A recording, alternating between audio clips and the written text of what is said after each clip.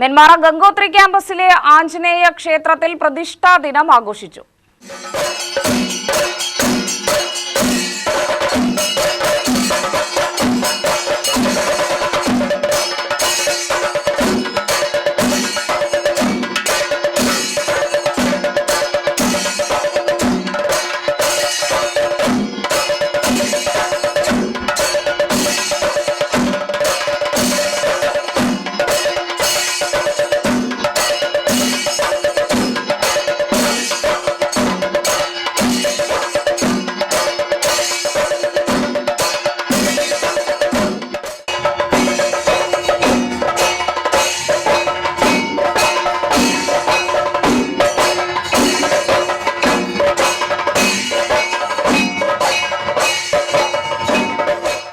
പ്രതിഷ്ഠാ ദിനത്തിന്റെ ഭാഗമായി രാവിലെ 8 മണിക്ക് ഐലൂർ കലാക്ഷേത്രയുടെ മേളമുണ്ടായിരുന്നു.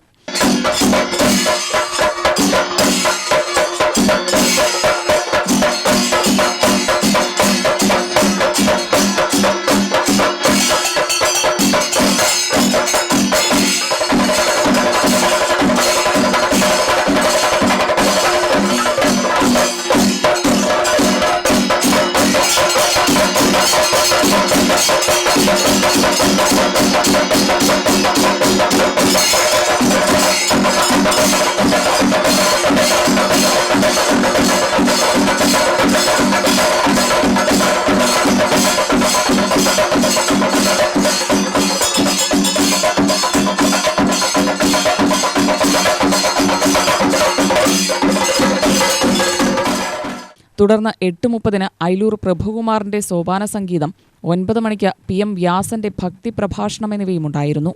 പണ്ട് ഭാഗവതത്തിൽ ഭഗവാന്റെ ബാലലീലകൾ പറയുമ്പോൾ വനഭോജനം എന്ന് പറഞ്ഞൊരു ലീല പറയും.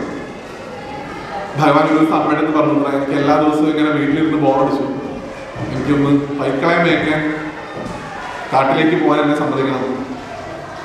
അപ്പം അമ്മ പറഞ്ഞു, ഉണ്ണി ചെറിയ കുട്ടിയല്ലേ, ഇപ്പൊ തന്നെ പോകുന്നത് ശരിയല്ല, കുറച്ചുകൂടെയൊക്കെ മുതിർന്നതിന് ശേഷം അമ്മ തന്നെ അയക്കാം. ഭഗവാൻ വീണ്ടും എൻ്റെ കൂട്ടുകാർക്ക് എത്രയോ കുട്ടിയായിട്ട് പോകുന്നതാണ്, അമ്മയാണ് എന്നെ ഇങ്ങനെ കൂട്ടിലിട്ട് വളർത്തുന്നത്, അമ്മ ഇങ്ങനെ വളർത്തിയിട്ടാണ് ഞാൻ ഇങ്ങനെ ആയതെന്നൊക്കെ പറഞ്ഞപ്പോൾ ഭഗവാൻ പരിഭവിക്കാൻ തുടങ്ങി. ഈ അമ്മയും മകനും തമ്മിലുള്ള ഈ കോൺവെർസേഷൻ നിങ്ങൾ എല്ലാവരും കേട്ടിട്ടുണ്ട്. ഇത് മനോഹരമായിട്ടൊരു പാട്ടായി കേട്ടിട്ടുണ്ടാവും. ഏതോ പാട്ട് കേട്ടിട്ടുണ്ടാവും?